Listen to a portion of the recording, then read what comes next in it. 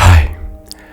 So ప్రతి చోట కూడా ఒక డివిజన్ అనేది ఉంటుందన్నమాట. అంటే ఒక ఏ టీం, బి టీం, అంటే ఒక విభజన అనేది ఉంటుందని నాకు అనిపిస్తుంది. ఎందుకంటే ఇప్పుడు మనము ప్రాచీనంలో చూసుకున్న మతాలు కూడా, ఈ మతం కూడా అంటే బేసిక్గా 1-2 మతాల నుంచి వేరే అన్ని డివిజన్స్ వచ్చేసినాయి. ఎందుకంటే వాళ్ళకి ఏంటంటే ఒక గ్రూప్ ఆఫ్ పీపుల్కి ఒక గ్రూప్ ఆఫ్ మెంటాలిటీ, అంటే లైక్ వాళ్ళు చేసేది వీళ్ళకి నచ్చకపోవచ్చు, వీళ్ళ నాయకుడు చేసేది వాళ్ళకి నచ్చకపోవచ్చు. అంటే ఒక నాయకుడు ఉన్నప్పటికీ అతను చేసే పనుల్లో ఏదైనా ఒక చిన్న విభేదం వచ్చినప్పుడు డెఫినెట్గా ఇంకో గ్రూప్ అనేది ఏర్పడుతుంది.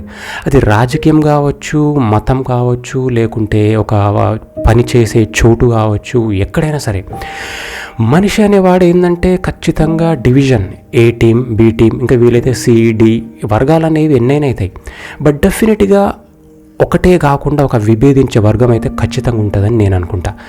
అది పనిచేసే దగ్గరైనా కావచ్చు. ఇప్పుడు ఒక వ్యక్తి ఉన్నాడు, ఒక మేనేజర్ కానీ, లేకుంటే ఒక ఓనర్ ఉన్నాడు. సో అతను చేసే పనికి అంటే ఒత్తాసు పలికేవాళ్ళు, అంటే సపోర్ట్ చేసేవాళ్ళు కొంతమంది ఉంటారు. అంటే సరే అతను మంచి చేస్తే మంచి, బట్ చెడు చేసినా అతనికి సపోర్ట్ చేసేవాళ్ళు, అంటే చెడు అంటే సమ్ వర్త్లెస్ ఐడియాస్ ఇచ్చినా కూడా దానికి సపోర్ట్ చేసేవాళ్ళు ఉంటారు. అరే మా ఓనర్ కానీ, మా మేనేజర్ కానీ ఇట్లా ఏం చేస్తున్నాడు అని అనుకునే వాళ్ళు కూడా ఉంటారు డెఫినెట్గా.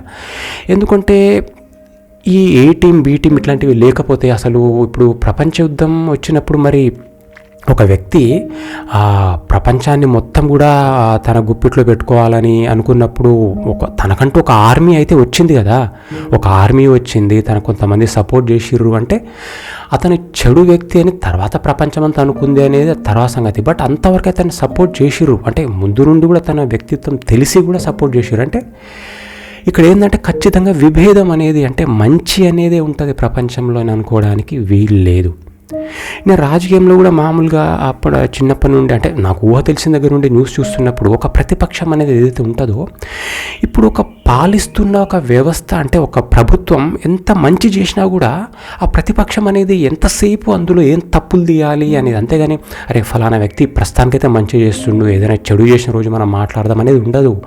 ఖచ్చితంగా అతను మంచి చేసినా ఏది చేసినా అందులో ఏదో ఒకటి తీయాలి.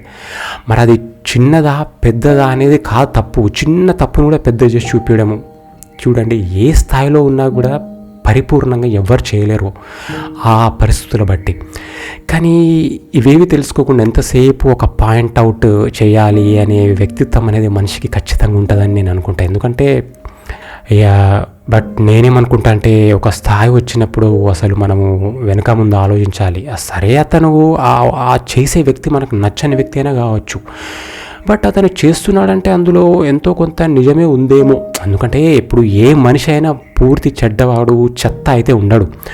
ఎంతో కొంత ఆ పరిస్థితుల ప్రభావం వల్ల కొన్ని డెసిషన్స్ కానీ అవి కొన్ని రాంగ్ తీసుకోవచ్చు, లేకపోతే కొన్ని రాంగ్ తీసుకున్నప్పటికీ దాన్ని మళ్ళీ సరిచేసే ప్రయత్నంలో ఉండొచ్చు. సో ఇవన్నీ కూడా టైం అనేది సమాధానం చెప్తుంది. సో అంతవరకు మనం చూస్తుండాలి, అంతేగాని ప్రతిదానికి ఒక టీం ఇంకో టీం ఏర్పడాలి, దాన్ని విభేదించేది that's not a good idea నేను అనుకుంటా. బట్ ఇది ఆగదు. అది ప్రపంచం అంటే మన ప్రాచీనం నుంచి ఇప్పుడు ఫ్యూచర్లో కూడా ఎప్పుడైనా కూడా డివిజన్స్, విభేదం ఒక వ్యక్తుల మధ్యలో అనేది నడుస్తూనే ఉంటుంది. బట్ ఇక్కడ ఏంటంటే ఉంటుంది అది అంతే, దాన్ని ఎవరు తప్పించలేరు ఎంత మంచి చేసినా కూడా అని తెలుసుకోవడానికి. అంటే నేను తెలుసుకున్నా, I'm expressing it. Thank you.